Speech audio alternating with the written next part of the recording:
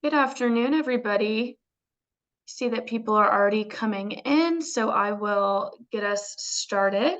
We're so glad that you're joining us for today's program, which is Mid-Century Modern Residences in Washington, D.C., One-Offs and the Making of Community. My name is Shay Quarry, and I serve as the Programs Manager for the D.C. Preservation League. I'm joined today by our fabulous speaker, Kim Williams, and by my coworker, Zachary Burt, who is running the live stream on Facebook. For those of you who may be new to DCPL, we are Washington, D.C.'s citywide nonprofit founded in 1971 that is dedicated to preserving, protecting, and enhancing the historic built environment of the nation's capital. I have just a few things to go over today before Kim kicks us off. First, I'd like to start by taking a moment to acknowledge some of DCPL's top sponsors, whose annual financial support helps underwrite free programs like this one today.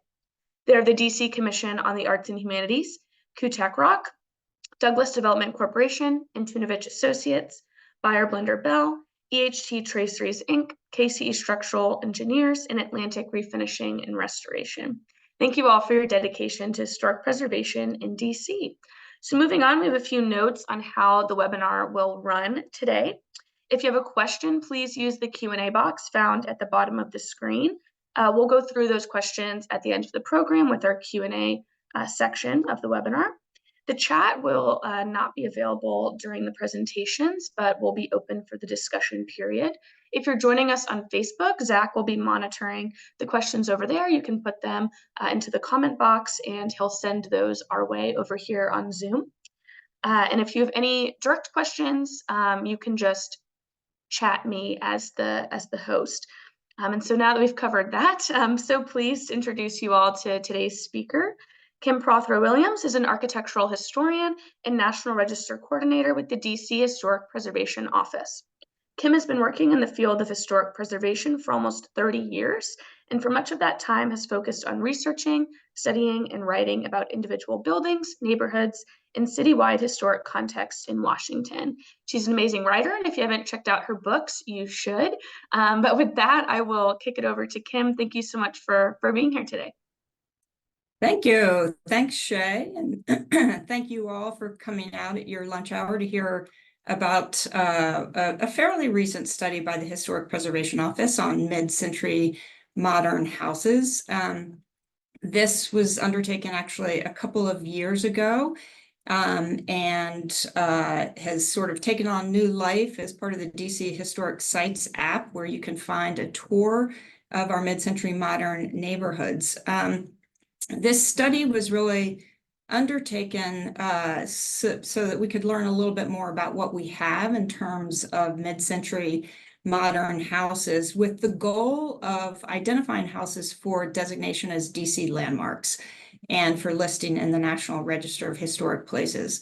The photograph that you see here is the Bazelon McGovern House. And this was highlighted in a Washingtonian magazine article in November 2021. And it had just recently been designated as a DC landmark and listed in the National Register. It was designed by one fairly prolific but short-lived modernist in DC, a French architect by the name of Jean-Pierre Truchot, who we're going to hear about a little bit more in the talk. But first of all, I would like to talk just briefly about what is not included in this study. And for the most part, our study was limited to custom designed and detached modern houses that were built between 1941 and 1981. It did not include one of the city's most notable collections of mid-century modern architecture, which is in Southwest DC. As you know, Southwest DC is one of the largest and first federally funded urban renewal programs in the nation. And it contains an incredible collection of mid-century buildings, apartment buildings, schools, landscape, churches, and parks. But really, Southwest is its own entity and really constitutes its own singular context. And so we actually did not include Southwest in our survey of mid-century modern houses. So just want to get that out there up front first before we go into talk a little bit about what the survey and the study did include. So to begin with, the study really came about when we just started seeing in our office an incredible number of raise applications that came up. Our office reviews raises for buildings across the city just to be able to monitor what's happening to our building stock out there. And over the course of many years, we just kept seeing more and more of these sort of mid-century modern houses that were coming up for demolition. And every time I saw one, we couldn't do anything about it because they weren't in historic districts, or there was no preservation action on them. And I just lamented the fact that we really had no understanding of what we were losing. We didn't know how many mid-century houses are out there, where they are, who commissioned them and designed them. So we really had no database for understanding them, for their rarity or for their significance within their context of modern design, or for their association with individuals who commissioned them or the architects who designed them.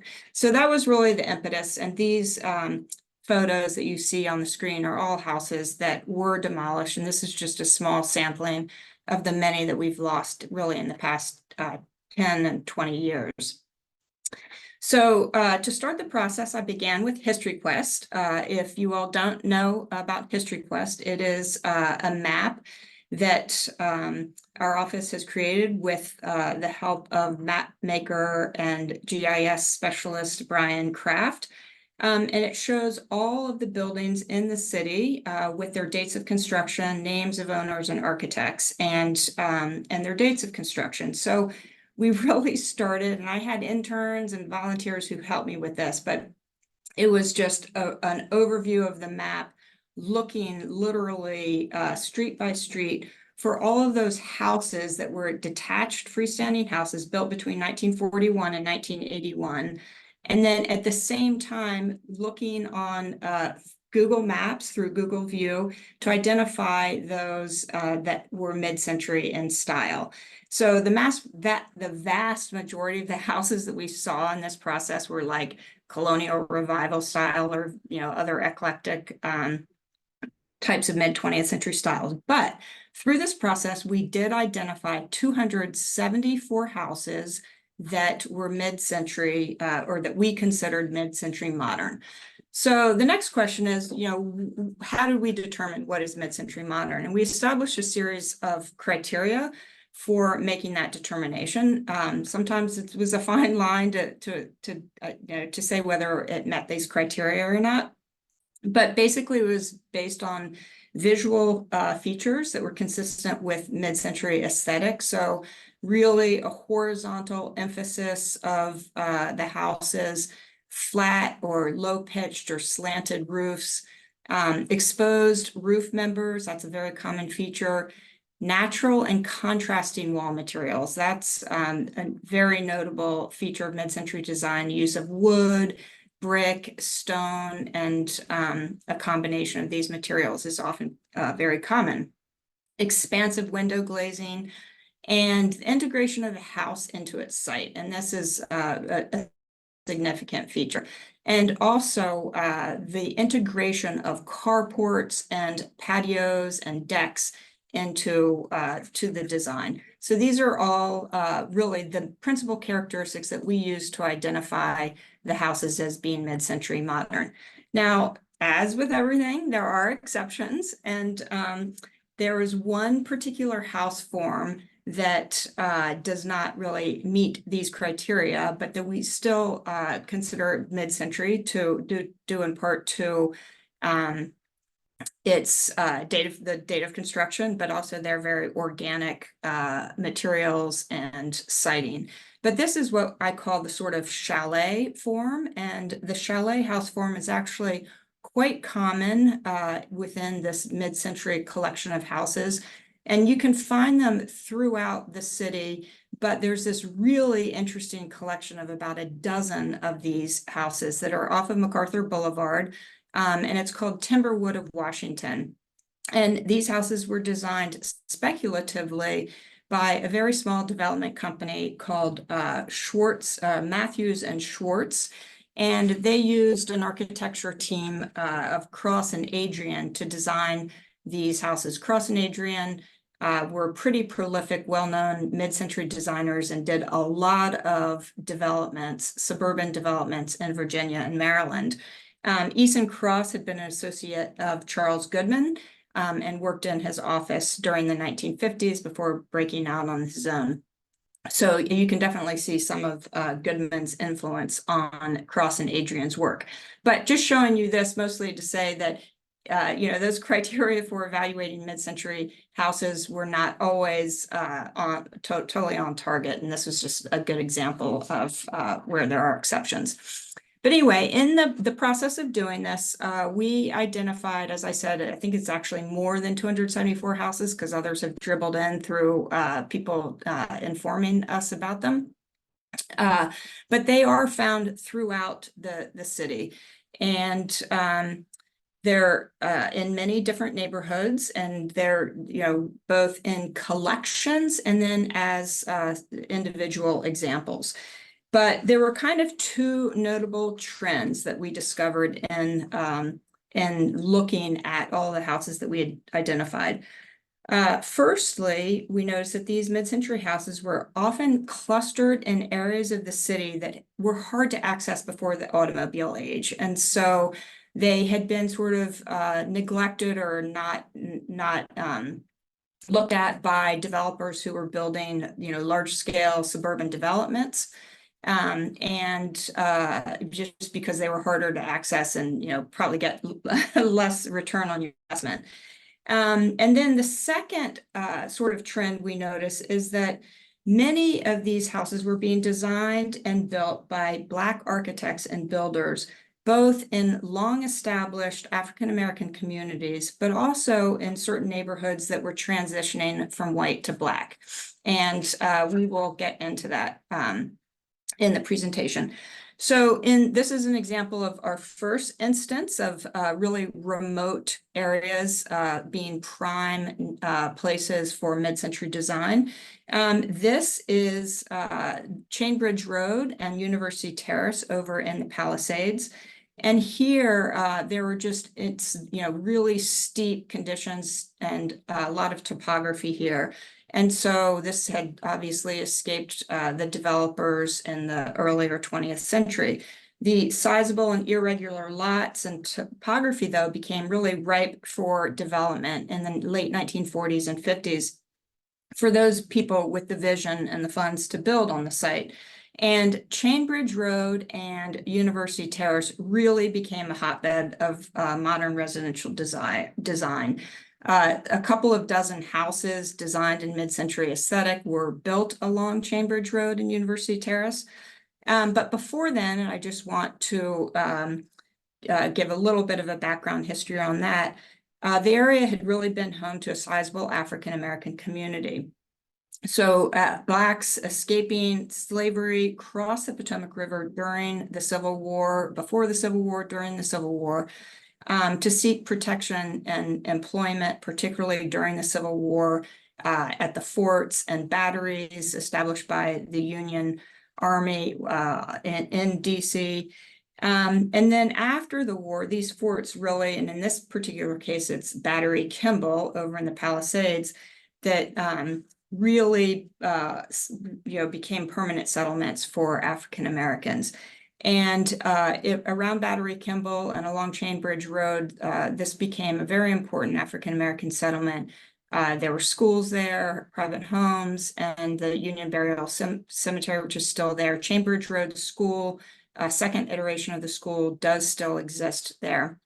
But for the most part, that Black community has been eradicated and displaced. But along the Chainbridge Road and University Terrace, which was, once very remote and not readily accessible, just really became attractive to pretty wealthy white professionals who were looking to design custom houses. And so, you know, the steep hillsides and the views to the river really lent themselves to modern design.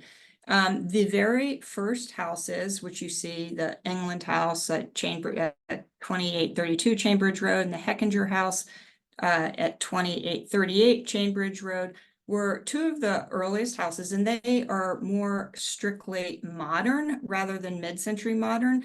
They were designed by an architectural firm called the Architects Collaborative, and that was headed up by Walter Gropius, who was sort of the preeminent modernist at the time, nationally recognized modernist associated with Harvard University. But another one of these, which was dubbed the Climate Control House, which you see on the upper right, illustrate a more organic modern aesthetic, which we call mid-century modern. This house, the Climate Control House, was designed by Clothilde Woodard Smith, our well-known famous woman architect, who was a modernist and one of the most prolific in DC. And like those houses designed by the Architects Collaborative and on the same street, the building looks pretty severely modern from the exterior, from the road side.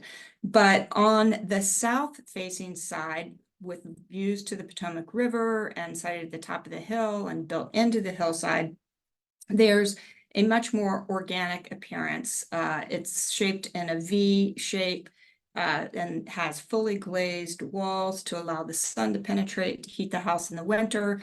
And it has a wide overhanging butterfly roof to provide shade to keep the house in summer and cool in the summer. Thus the name Climate Control House, because there were architectural features that were used to really control the temperature of the house. And that is another feature of mid-century design, that really technological innovations were implemented and new materials were implemented to really take advantage of, to be used for advantage in terms of climate and other features.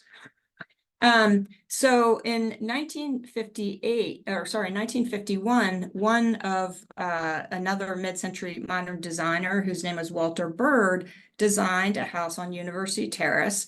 You can see a picture of the house in the newspaper article on the right side of the newspaper article, called Centuries Old Yet Brand New. And then on the lower right, a more recent photograph. However, the house was demolished in 2015. But I want to show this house just because they're in this article, Centuries Old but Yet Brand New. The architect Walter Bird was interviewed, and I thought it was interesting because in the interview by the reporter, he says that he does not use the term modern to describe his house, nor does he use the term contemporary. He says modern brings to mind chrome-plated, streamlined sort of stuff popular in Europe.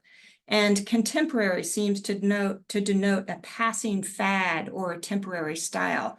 So he did not give a stylistic term to his houses. He just designed houses.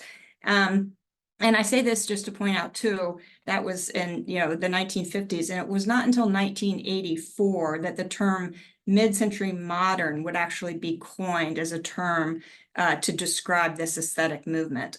And so this house is sort of what we would consider sort of quintessential mid-century modern. Of course, it was not known as mid-century modern at the time.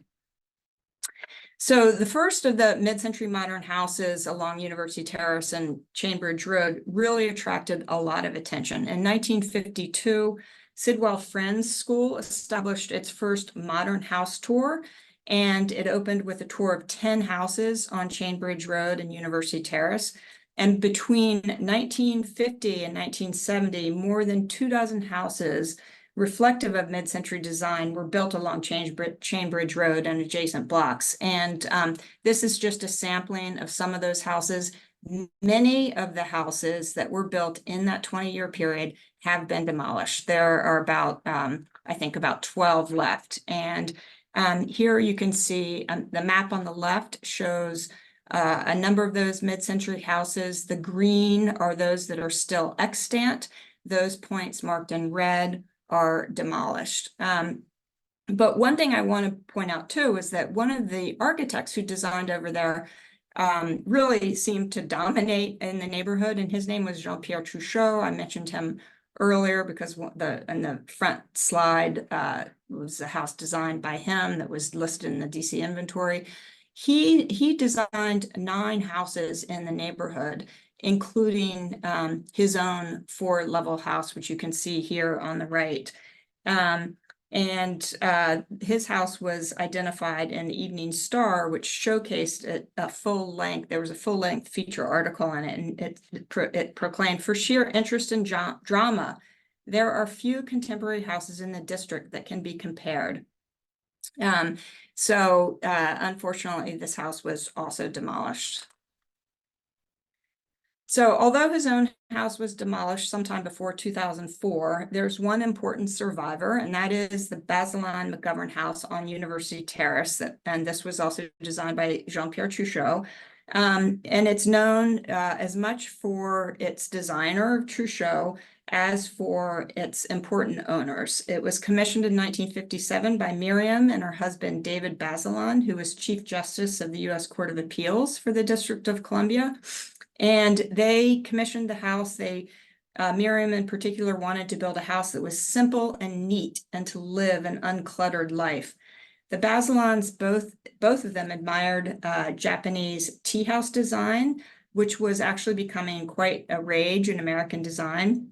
Both the Museum of Modern Art in New York and Philadelphia Museum hosted exhibits which installed real Japanese tea houses within the courtyards of the museums.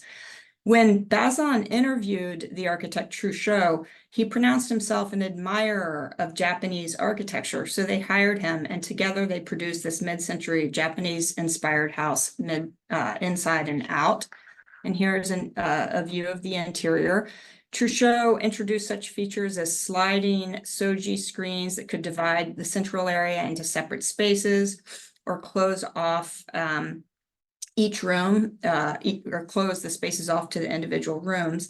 And the glass panels also led directly to the outdoors, integrating the interior to the exterior with a whole series of decks.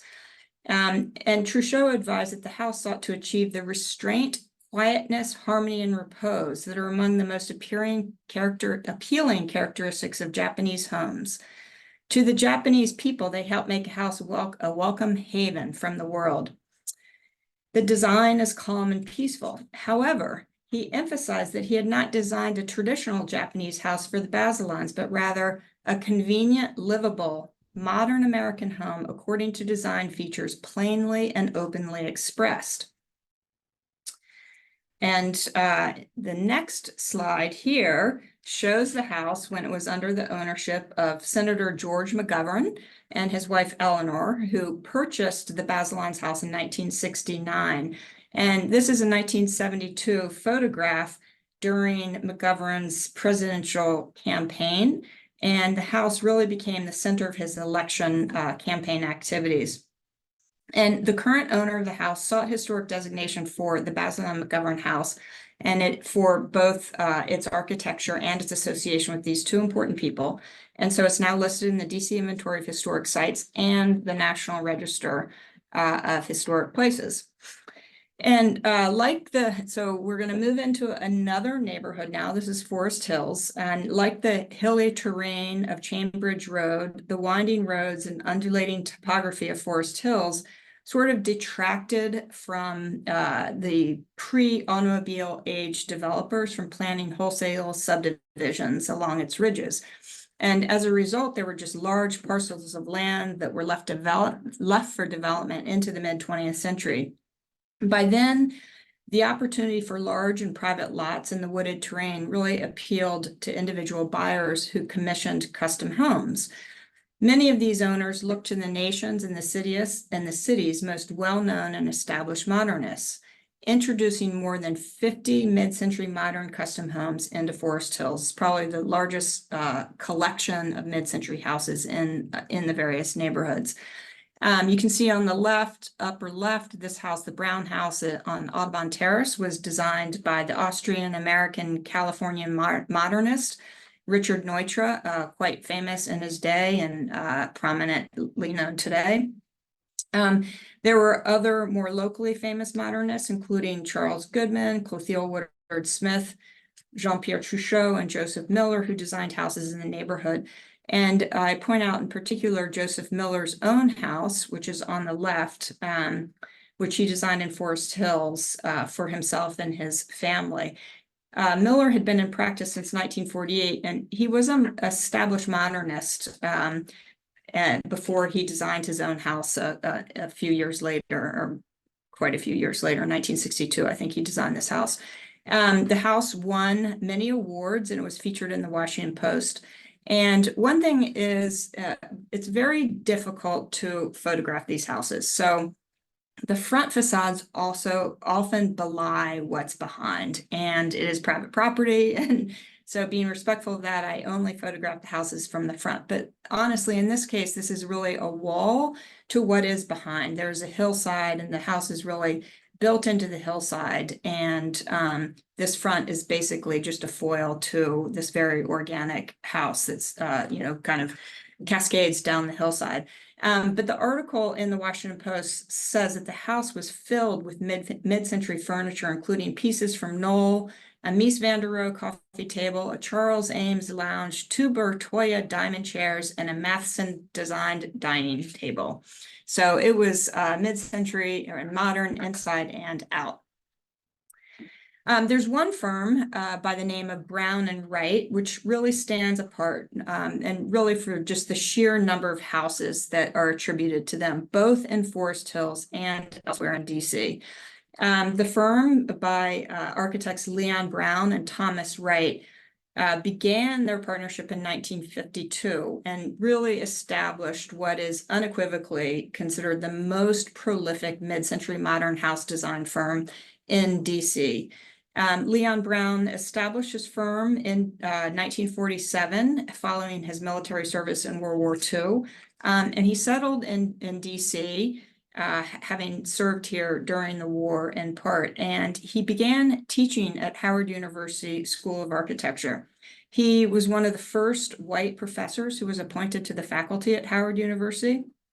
And as a professor of architecture there from 1947 to 1972, Brown employed many Black architects, and he encouraged other firms to do the same, becoming an important advocate for racial integration of the architectural firms in the DC area.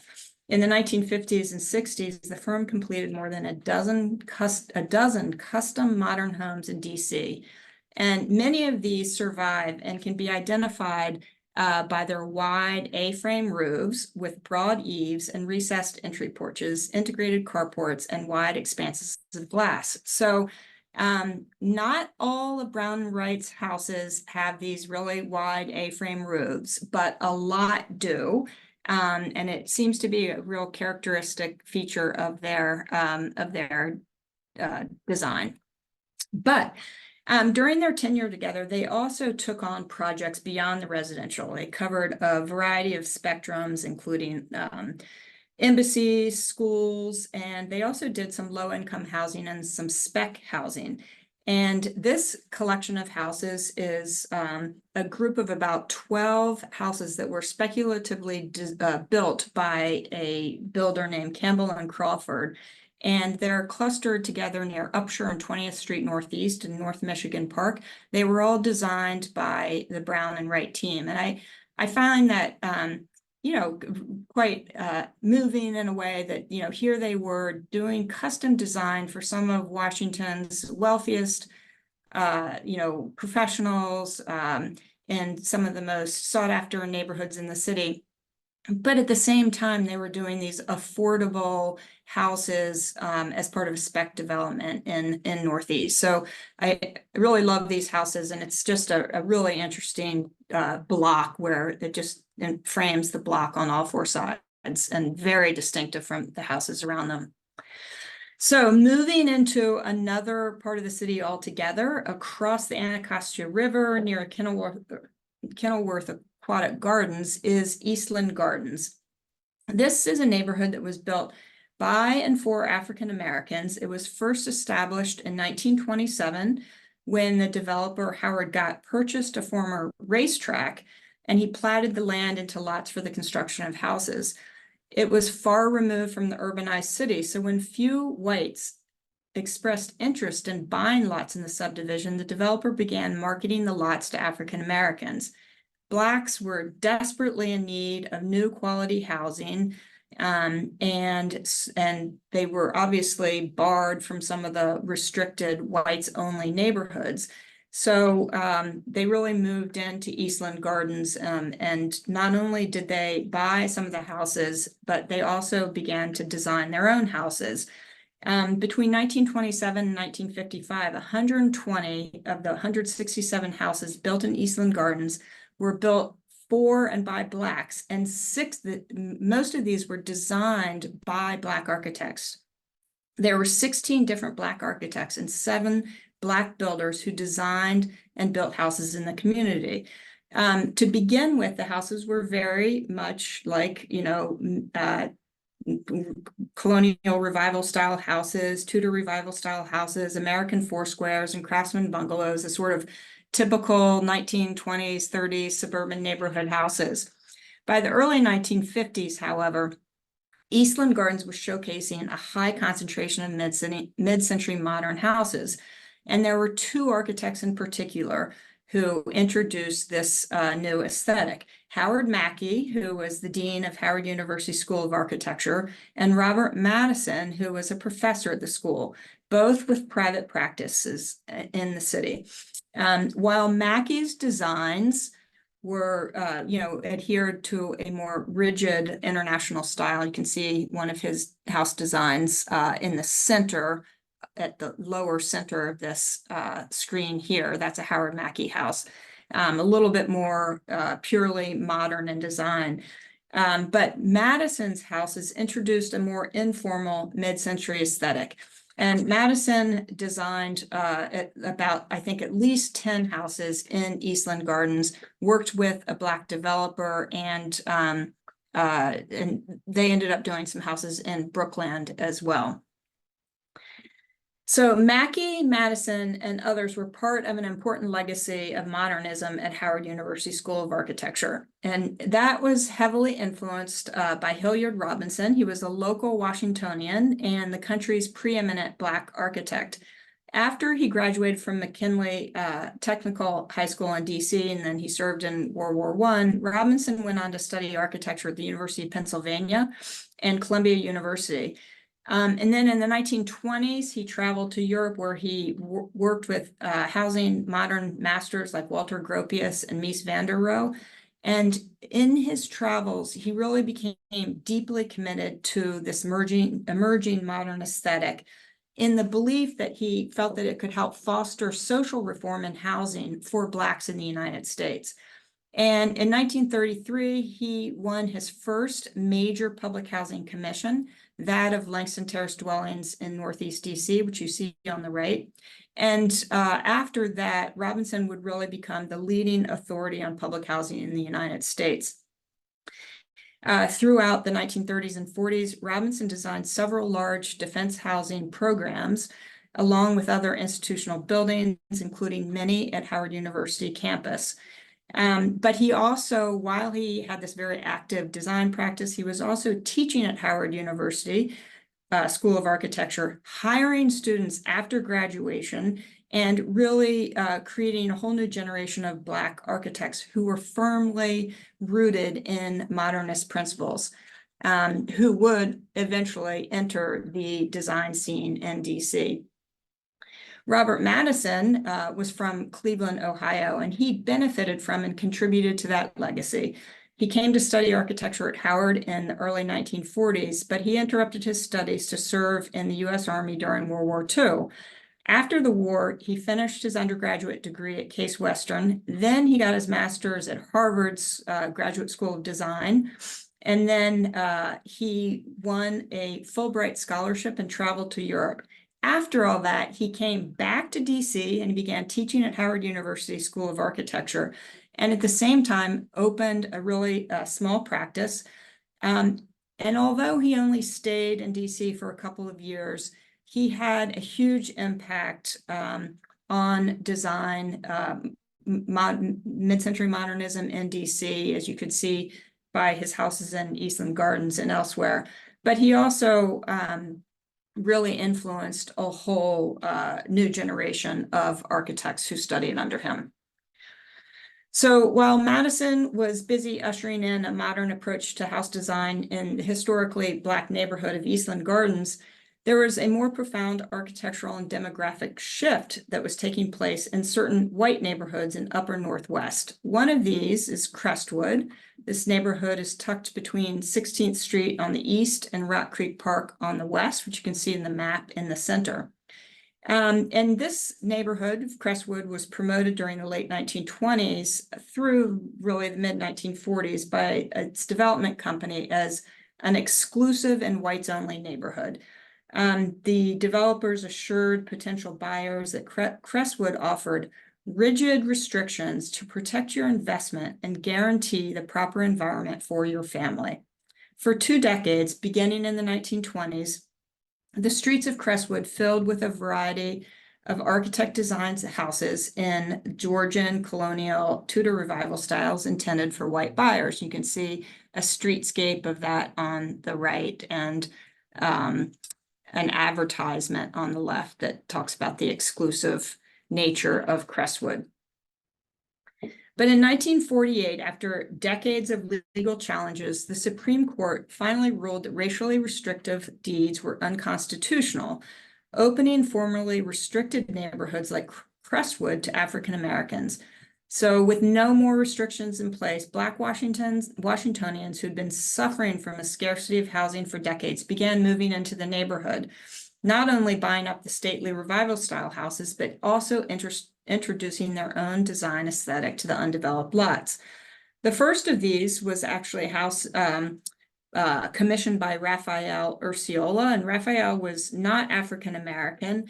He was of Italian descent, but he stood firmly against racial discrimination, and as an attorney and a real estate investor, he regularly purchased houses with covenants on them and then sold them to Black clients, and thereby playing a major role in challenging the legality of racially restrictive covenants.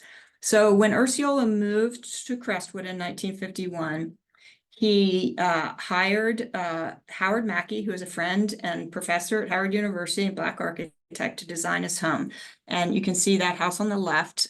It is still, a little bit more European modern, but starting to have some elements of mid-century sensibility, like the different uses of materials and the sort of integration of the interior to exterior, which you can see at the rear of the house. And then the following year, Mackey designed a second house in the neighborhood for African-American couple Edward and Jewel Mazik. Jewel was a labor and a civil rights organizer. So with these two houses, this house on the left, also designed by Mackey, shows a little bit more sort of mid-century aesthetic with the integrated carport. But really, it was these two houses that then, really opened up the idea of Crestwood for Black buyers. And it was ultimately, within the next couple of decades, it was really the students of Howard Mackey who would have a huge influence and make a significant mark on modern custom house design in Crestwood. This is a house designed by and for Charles Bryant, who Charles Bryant is a Washingtonian, went to Howard University, was a student of Howard Mackey's. And after working as an architect with private firms and the government, Charles established his own firm in 1964. And 4 years later, he was joined by his older brother, and the two established Bryant and Bryant Architects. And over the years, the firm worked with and advised hundreds of promising architecture students, dozens of whom would go on to establish their own firms throughout the country. The firm's practice focused on government commissions in DC and elsewhere. And in 1976, the then 50-person firm was named by Black Enterprise magazine as the largest African-American owned firm in the nation. And so these are some other houses that were designed by students of Howard Mackey. The house on the left was designed by Wilson Yedikov. Wilson graduated from Howard University School of Architecture in 1955, and upon graduation, he actually went and worked for Robert Madison in Cleveland, Ohio, and then came back to DC, started his own practice, and really designed quite a few houses in Crestwood, in Hillcrest, in Northeast, and also in North Portal Estates. And the houses on the right, Herbert McDonald was also a student at Howard University School of Architecture, and he established his own firm and designed about a dozen houses in Crestwood, including at the lower left, you see photos of the 4200 block of Blagden Alley. Sorry, Blagden Avenue. Got alleys on my mind. And these were done in concert with a developer. And so these were not, custom designed houses, but done for a developer. But they're all individually designed in different houses, and it's quite an incredible collection. And then in 1969, shortly after the design of these houses, McDonald became very involved in rebuilding the city's corridors following destruction from the civil disturbances following the assassination of Martin Luther King. And then by 1970, McDonald had partnered with two other Black architects and established the firm McDonald, Williams, and Marshall. And they became deeply involved in low-income housing in DC, especially in the Columbia Heights area. So as African Americans were buying and building custom houses on undeveloped lots in the heart of Crestwood, builders seized the undeveloped stretches of Blagden and Colorado avenues and began construction of blocks of speculative housing, which they deliberately marketed to an African American audience. And you can see here from the advertisements on the left, colored lots in Rock Creek Park. These spec houses were advertised as ramblers and split levels, but they were decidedly modern with pitched and flat roofs, extensive banks and windows, and low horizontal profiles that opened to courtyards at the rear. It was really, these custom houses and these spec houses that catered to the African American community that really ultimately define the aesthetic, the character of Crestwood.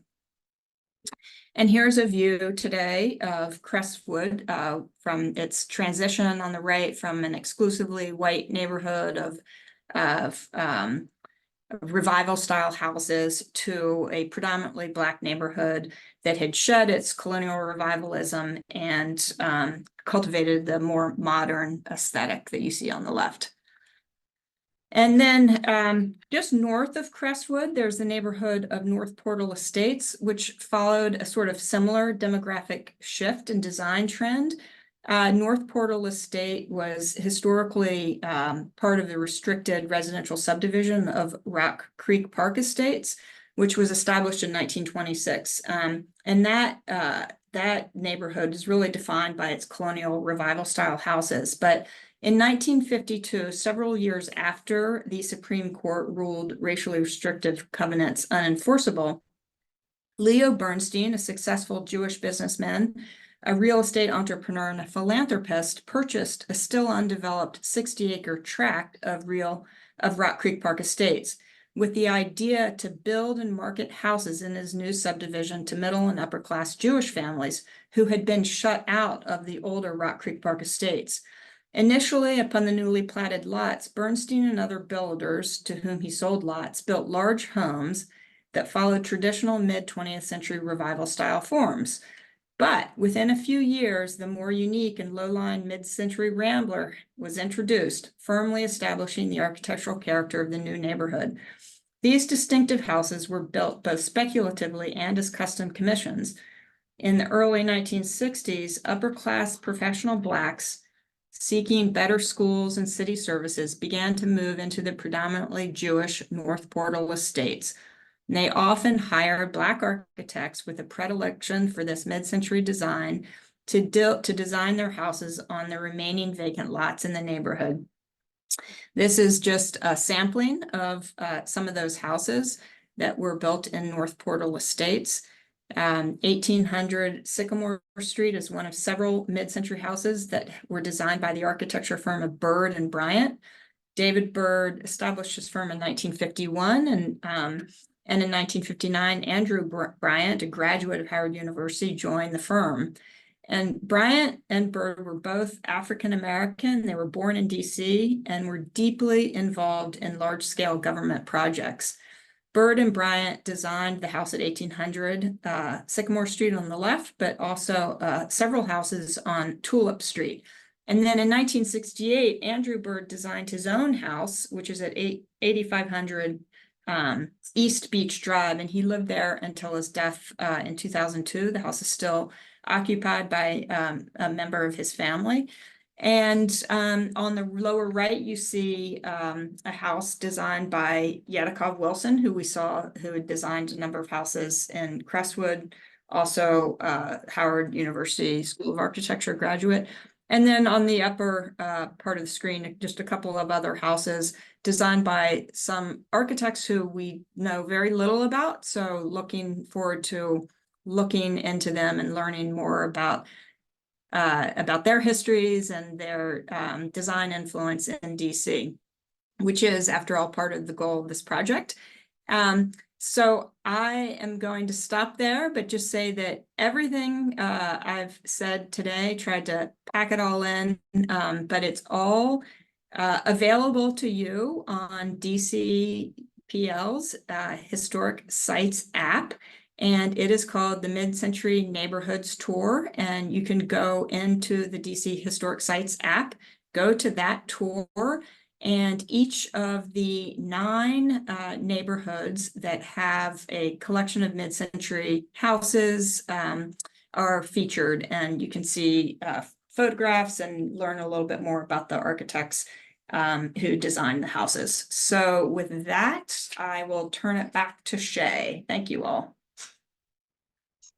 Thank you, Kim. That was a great job. I know we have a few questions here, and the chat is open if anyone wants to say anything in there. But our first question is, what is the primary reason that's given for the desire to raise these homes? Is there, any external influences, or is it primarily, homeowners who are wanting to raise the properties? Yeah, I mean, I haven't specifically asked, the developer. It's usually a developer or builder who's demolishing them. They're just being hired by the new owner. But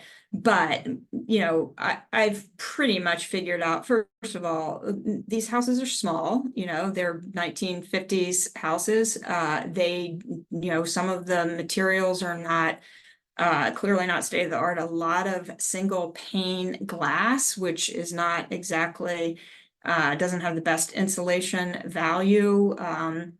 And some of them, raw materials are not holding up well. Some of wood is rotting, and people just generally people who are buying these houses are basically buying the land, because many of the houses, I mean, obviously they're the neighborhoods that are on smaller lots and less, a little bit more affordable, but many of the houses, like over in the Palisades and Forest Hills and elsewhere where these houses are being demolished, are on large lots that are very expensive, in very expensive neighborhoods. And so literally people are just buying them for the lot to build a bigger house that is, more in tune to the buyer's desires in terms of, kinds of number of rooms and the kinds of features that they want.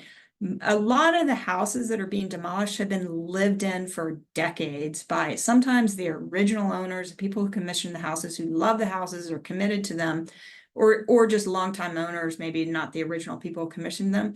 But as soon as they die, it just seems those houses just don't appeal to the new buyers who have the kind of money that they're spending on these really big lots. And it's really sad because definitely, obviously, they can be renovated, and as in the case of the Basil and McGovern house, where the owner has done an incredible renovation of the house, and it totally fits 21st century needs. So I don't know. I can't really answer it more specifically than that. But I will say that people who live in these houses, who buy the houses because they love the design, love their houses. And I know that there would be other buyers who would love the house if they weren't bought up by builders and demolished and sold with new houses on them. Yeah, absolutely makes sense. That would be more of a case by case basis. What is next for this project? Do you think that this documentation could be incorporated into a multiple property document, a historic district? Where do you see this going in the future? Yeah, it's a tough question because I would, the initial goal was to do the study so that we could identify houses for designation purposes. But because these houses are all privately owned, we don't want to foist this upon property owners. And so it's really just trying to get it out there, get the information out there, express to the owners of these houses how important they are. I mean, not all of them are, but there are definitely a couple dozen probably that I would love to see at least some get designated. And so, the process has really just been sort of reaching out to the owners in a casual and informal way to get them to appreciate what they have and to think about designation as a possibility. I can't say that I've had any success, but I also haven't pursued it really, vehemently. Like, I haven't made phone calls. I think I've met people as we've been out doing survey. We're trying to get the word out with this, the DC Historic Sites out, for instance. We have got that article in the Washingtonian magazine. And so people are becoming aware of it. And certainly people who live in these houses do appreciate it. I do appreciate them. And I think in some cases, they like the idea of designation, but they also, as I said, many are elderly. They've lived in the houses a long time, and they worry a little bit about, okay, maybe their children don't want them to designate the house, or maybe they're afraid of what might happen. So I kind of trying to dispel those myths that their houses will not lose development potential, and that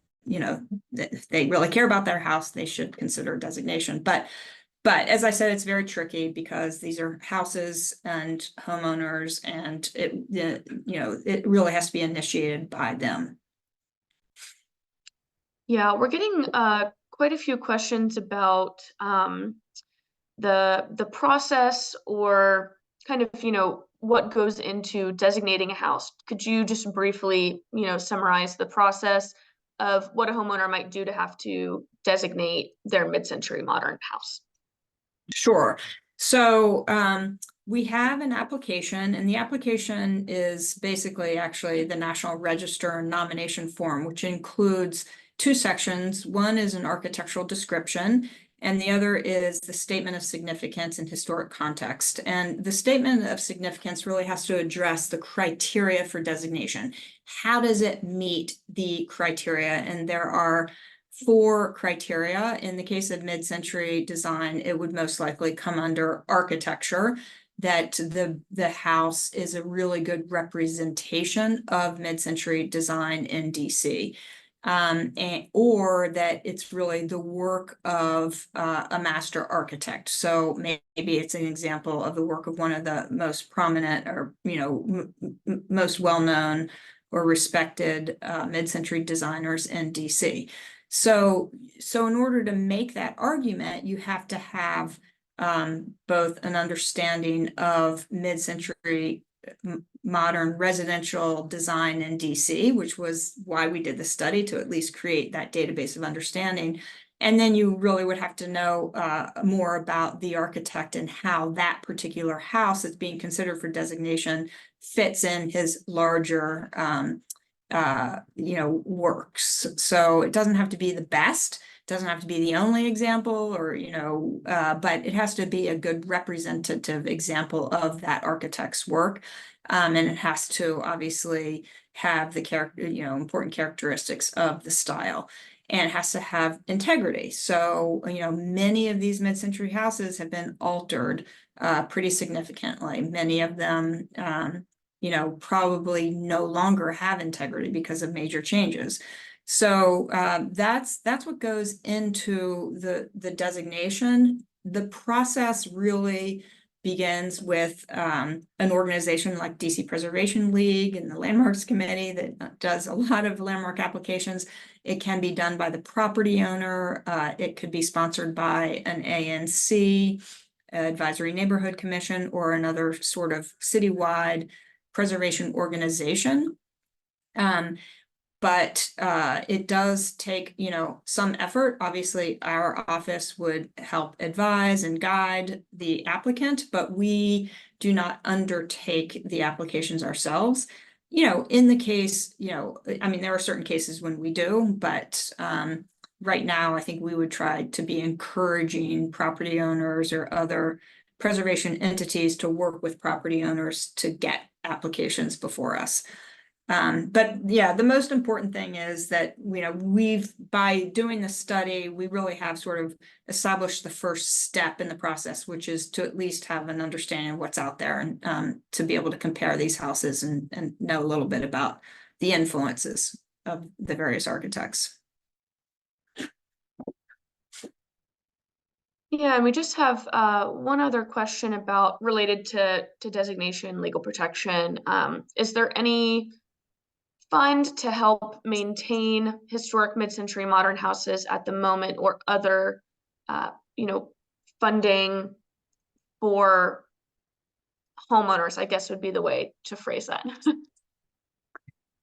Well, so there are very few bricks and mortar grant funding opportunities or things like that for designated buildings. Sadly, I wish there were more, but we do have some. I mean, we have a homeowner grant program. That's based on income though. So, based on a maximum income. So it's not like if you're designated, it comes with a pot of money for renovation. But I know the DC Preservation League has had some bricks and mortar funds available, and they have even had some specified for modern buildings. Shay, I don't know if there's still funds available in that grant, or if they've all been expended, but so then there was a Ward 4 grant fund that provided funds for renovations of buildings, or research or whatever for buildings in Ward 4. And so there are quite a few modern houses in Ward 4. So, those funds could have been, I don't know if there's still any left, but hopefully there might be some in the future. But anyway, to answer the question, money is hard to come by for renovation purposes. So designation does not lead to any, funding opportunities necessarily. There are some out there, but they have to be found and sought after. Yeah, it can definitely be hard to find the right grant, a lot of which come with, specific locations and different qualifications. Our Ward 4 grant fund is still around, but that's specifically for nonprofits, individuals, researchers. Our citywide, mid-century grant is no longer available, just in terms of us. But yeah, it's always, a good idea to take a look around. You never know what might be available grant wise. I think we have a few more questions. I'll give you one more and then I'll release you, Kim. But have you developed new ways of thinking about integrity that may reflect the reality many of these homes have had to meet the practical needs of their residents over time? So this is kind of a question about integrity in applications, and how that may be dealt with in homes where there have been renovations. Like you mentioned, many of these homes have had renovations, but is there still a way to potentially preserve those homes or draw in other factors outside of if the integrity has been compromised? I know that was very long-winded, but Yeah. kind of. No, I mean, yeah, that's a question we're always struggling with. Because you know, it's sort of it's hard to evaluate integrity oftentimes, but I think in the case of, you know, mid-century modern houses where, you know, the significance is its architecture, the integrity has to be intact enough that, you know, it still represents that aesthetic, you know, what it was seeking. And so, for instance, obviously, like, you know, there are character defining features of mid-century design, like the open carports and the integration with the landscape. So if you've got, like, you know, a carport that's filled in, or, you know, a deck that's been enclosed as a sunroom instead, like, if you're taking away those character defining features that really define mid-century design, then it's really a problem. You can't really overcome that integrity issue. If it's a question of replacing some of the materials with new materials that match the historic or don't alter the sort of characteristics, that's completely different. And that's something that, yes, we can grapple with. So for instance, I know that, you know, a lot of these houses have vast expanses of single pane glazed windows. Replacing that glazing with double pane glass, you might be altering the profile slightly because there might be a thicker, you know, surround. But if you're able to do it without totally, you know, changing the character, that's something that obviously we would say doesn't compromise the integrity. Same with some of the, you know, replacement materials, the wood. You know, if you match the boards in terms of their dimensions, you can replace the wood that's rotting or whatever. So we're not going to be that much of a stickler in that respect, but because the significance lies in its architecture, integrity really is key. I think where we're starting to be a lot more flexible in terms of integrity is where buildings are significant for cultural reasons. And so, you know, there we might be a little bit more relaxed in our assessment of whether or not it meets the integrity test. But in this case, because it's about architecture, it's going to have to be, you know, pretty top. Yeah, well, thank you so much, Kim. This was such a great presentation, and sorry we kept you a little bit over, but we had a lot of questions. And if anyone has additional questions, you can feel free to email me, and I will either answer them directly or forward those to Kim. But thank you all for being here. Thank you again, Kim. I will send out information about the tour available on DC Historic Sites and other information about the project and future work. So thank you all for being here, and thank you again, Kim, for such a great presentation. Thank you, Shay. Thanks everybody for taking your lunch hour, and see you all around. Yes. All right. Well, have a Bye. great afternoon. Bye.